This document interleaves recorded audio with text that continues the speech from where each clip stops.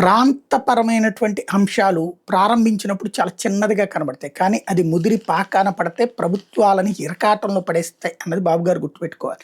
ఇదివరకు తెలంగాణ ఉద్యమంలో అట్లా ఆయన లైట్ తీసుకుంటే చివరికి సగం రాష్ట్రాన్ని కోల్పోవాల్సొచ్చింది. తెలంగాణ ప్రాంతం నుంచి యువతలకు రావాల్సొచ్చింది.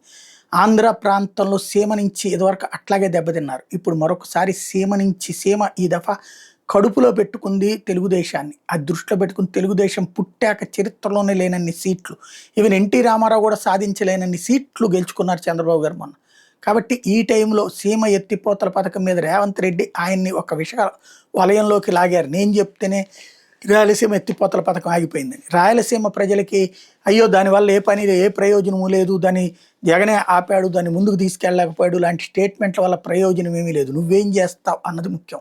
ఇదివరకు పోతిరెడ్డిపాడుకి నెగిటివ్గా చెప్పారు. అదే పోతిరెడ్డిపాడు 44 అంగుళాల వెడల్పుకు సంబంధించినటువంటి అంశాలు, 44 అడుగుల వెడల్పుకు సంబంధించిన అంశాలను రాజశేఖర రెడ్డిని తప్పుపట్టారు. చివరికి వాళ్ళు అదే ఉపయోగపడుతుంది. మచ్చుమరిని ఆ రోజున తప్పుపట్టారు, ఇప్పుడు అదే ఉపయోగపడుతుంది.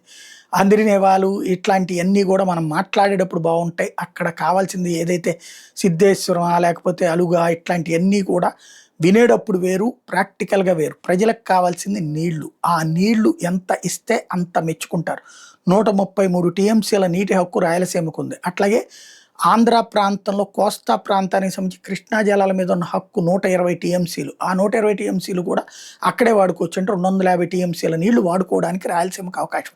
అందుకు తగ్గ కాలువలు ఉన్నాయా, అందుకు తగ్గ నీళ్లు తీసుకునేటటువంటి వ్యవహారం ఉందా లేదా అన్న చర్చ ఇప్పటికే గ్రౌండ్ లెవెల్లో ఉన్నటువంటి రాయలసీమ మేధావులకి విద్యావంతులకి తెలుసు.